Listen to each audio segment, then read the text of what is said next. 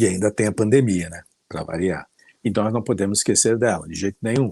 Por isso nós trouxemos hoje o Dr. André Bon, que é infectologista, professor, atuando em vários hospitais aqui de Brasília. E nós convidamos ele a participar desta mesa redonda diária que nós temos aqui para discutir os principais assuntos do país. Paulo Roque, você quer perguntar? Sim, eu gostaria de fazer uma pergunta ao doutor André. Doutor André, uma pergunta, né? Eu acho que a questão da vacinação, os Estados Unidos têm hoje aí uma resistência a pessoas que não querem vacinar nos Estados Unidos, coincidem com estados republicanos. Parece que nos estados republicanos há uma média considerável de pessoas que dizem não vou vacinar. E por isso o Biden não conseguiu bater a meta dele de 70% com a primeira dose ontem, no 4 de julho. Mas, por outro lado, você tem países onde não houve praticamente vacinação. O Brasil, aliás, vacinou muito mais que esses países. É o caso do Japão, da Austrália. Qual é o segredo desses países que, sem vacinação, conseguiram conter o Covid muito mais que países que tiveram e estão tendo a vacinação? Então, existem diversas explicações para isso, né? O controle e o combate à pandemia, ele é multifatorial. Vacina é fundamental para a gente acabar com a pandemia, mas existem outras formas da gente fazer o combate, né? Medidas de restrição de mobilidade, que chega no seu ponto mais extremo, como lockdown, né? Mas medidas de restrição de mobilidade por setores, por regiões, com maior taxa de transmissão do vírus, ampla disseminação de utilização de máscara, rastreio de contactantes de casos positivos, isolamento desses contactantes, tudo isso são medidas que podem ajudar na redução da transmissão e que foram realizadas em maior ou menor medida nos mais diversos países. Por isso que a forma de transmissão ou a forma como a pandemia se apresenta nos mais diversas sociedades são muito diferentes. Por que no Japão não vacina tanto, mas não tem tanto caso quanto no Brasil?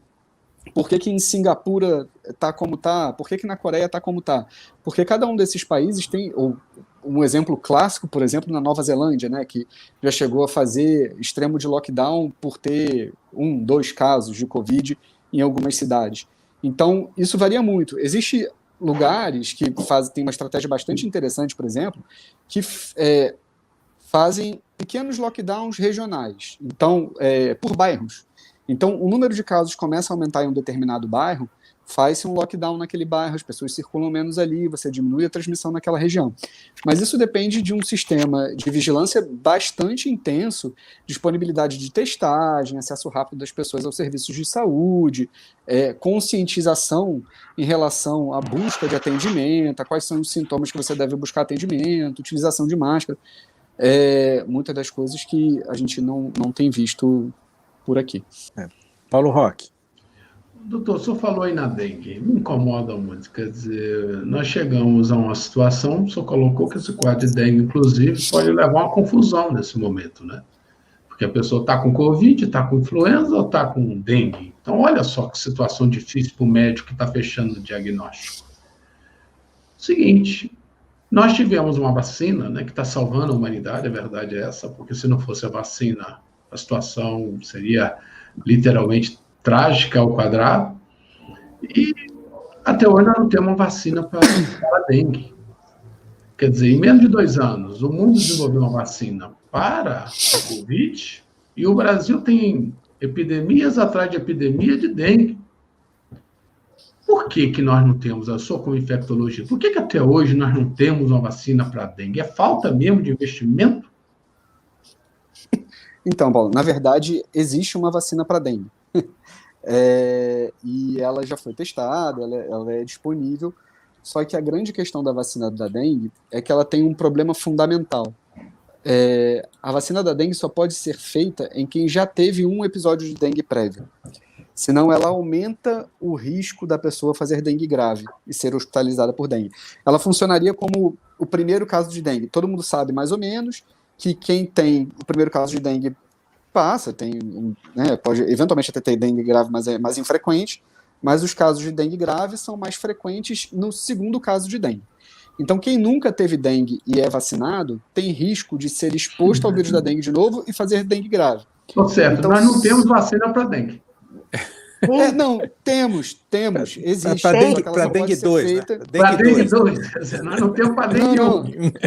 Isso, ela só pode ser feita em pacientes que já tiveram dengue, e aí isso gera um problema, né? Você tem que fazer ou aplicá-las em uma população que sabidamente já teve muita circulação do vírus, e aí isso depende muito de como é a regionalização da transmissão do vírus, ou ter acesso irrestrito à sorologia de dengue, testar todo mundo para vacinar. Então isso é um problema. Mas é quase uma vacina tabajara, não pode ser também, né?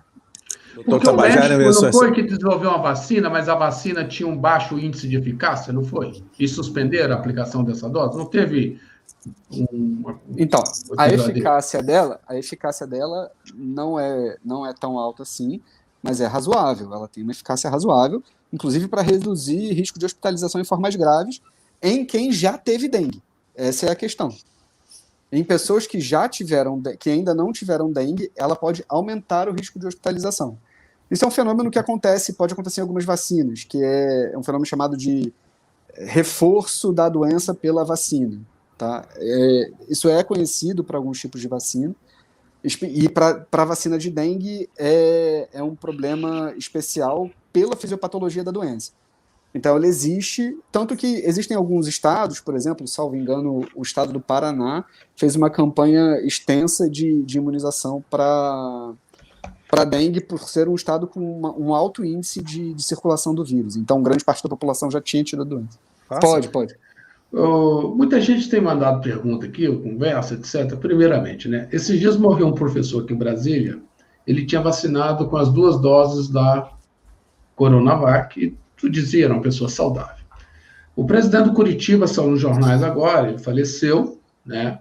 Ele tinha tomado a primeira dose da AstraZeneca e foi pegar, depois de 40 dias que ele tinha tomado a primeira dose, que diz que só com a primeira dose você tem uma imunização de 75%. O que dizia o seguinte: você não vai ser impedido de pegar, você vai pegar, mas você não vai evoluir para um quadro grave, e na época eu lembro que dizia claramente o seguinte: não há um caso de óbito. Como é que explica isso, doutor? Não, tem caso de óbito. É porque, na verdade, nos estudos, a quantidade de pessoas nos estudos é muito pequena, né? Muito pequena, assim, são uma quantidade enorme de pessoas, mas o óbito é um evento raro, tá? O óbito por Covid, apesar de não parecer, ele é um evento raro. Quando você tem milhões de pessoas com Covid, aí você vai ter milhares de pessoas com óbito por Covid. Mas milhares em milhões continua sendo um evento raro. Então, quando a gente começa a vacinar milhões de pessoas, que hoje a gente tem alguns milhões de pessoas vacinadas, né? Eventualmente a gente vai ver casos, sim, de pessoas que foram vacinadas e que vão a óbito. A grande questão é qual a proporção das pessoas que foram vacinadas e pegaram Covid e evoluíram a óbito versus as pessoas que não foram vacinadas, pegaram Covid e evoluíram a óbito. Essa proporção é muito menor nos vacinados, né? Bom, então, e também depende da própria pessoa, né? Da pessoa ser forte ou não, ter imunidade, ter uma variedade de elementos, de vitaminas e tal, no seu organismo, que tem defesa para esse tipo de coisa, né? Sim. A resposta vacinal em cada um dos indivíduos é diferente, a resposta vacinal nos idosos é reconhecidamente inferior nos adultos jovens, né? E em crianças, eventualmente. Então, assim, não é inesperado que ocorram óbitos em pessoas vacinadas. E esses eventos, eles ficam muito marcantes e chamam muito atenção e chegam à nossa atenção porque são eventos que você não gostaria que acontecesse. Nossa, uma pessoa vacinada faleceu. Mas, assim, dentre uma pessoa vacinada que faleceu, tiveram milhares de outras não vacinadas que faleceram, né? É um evento que chama atenção, mas ele é um Isso evento... acontece com todas as vacinas? Com qualquer vacina. Paulo, você quer fazer uma última pergunta? Só uma última pergunta, curiosidade pessoal. Esses dias eu tomei a AstraZeneca e fui fazer um exame geral, inclui aí o IgG aí. Pedi para incluir, o médico incluiu o IgG. Daí saiu o resultado, eu estou desconfiando, estão dizendo, isso não existe. 2.200 de anticorpos não existe. Que? Então, Estou pedindo então, para fazer Paulo, outro, pô. Não desculpa, estou acreditando que eu tenho 2.200 de não, anticorpo. não faz não. Não faz não, pelo seguinte, não existe nenhuma validade, nenhuma indicação de fazer teste de anticorpo depois de imunização para Covid, tá? Esse Por quê, teste, doutor? positivo ou negativo, ele não representa absolutamente nada. Porque o que importa para a vacina, primeiro, é a eficácia da vacina, a capacidade dela de reduzir a incidência da doença, de formas graves da doença e de óbito pela doença. Isso é o que definitivamente importa. Para pouquíssimas vacinas, existe o que a gente chama de correlato de proteção, tá?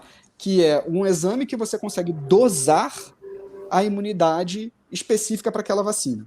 IgG e IgM é um tipo de imunoglobulina que não necessariamente confere proteção contra a infecção. Ela é exclusivamente um marcador de que você teve contato com aquele vírus. Ele não quer dizer que você está protegido contra aquele vírus. Tá? A forma de proteção contra a infecção é muito complexa. Envolve imunidade celular, que não é dosável. A gente não consegue dosar por testes comerciais. E existe alguma relação de proteção de vacinas com anticorpos neutralizantes, que é um pool de anticorpos que você consegue medir a função. E o teste de dosagem de anticorpos neutralizantes é com cultura de vírus vivo. Só é feito em laboratórios de altíssima complexidade. O teste que existe de anticorpo neutralizante, que está sendo vendido comercialmente hoje no Brasil, não é um teste de anticorpo neutralizante. Ele é uma sorologia que pode, anti-RBD, que pode se correlacionar com anticorpos neutralizantes. Então, inclusive, já tem nota do Ministério da Saúde, da Sociedade Brasileira de Imunização, dizendo que não há indicação de se dosar anticorpos após a imunização, porque eles não têm nenhuma validade para dizer se você está protegido ou não. Você pode ter esses 2.000, você pode ter 0. Isso não quer dizer nada. Acabou de me dar uma notícia triste, então. Tá valendo. Bom, Gastou dinheiro à toa. Gastou dinheiro à toa. olha, depois o senhor passa a conta para ele para essa consulta, tá? Particular aqui. Essa continha para ele. Bom, professor, nós agradecemos aqui muito seus esclarecimentos, foi sempre bom. Volte sempre que o senhor quiser, e nós não podemos deixar esse assunto morrer, e não vai morrer tão cedo. E nós estamos aqui sempre de portas abertas para que o senhor possa informar para a gente do que está acontecendo, se o senhor quiser e estiver disposto. Muito obrigado.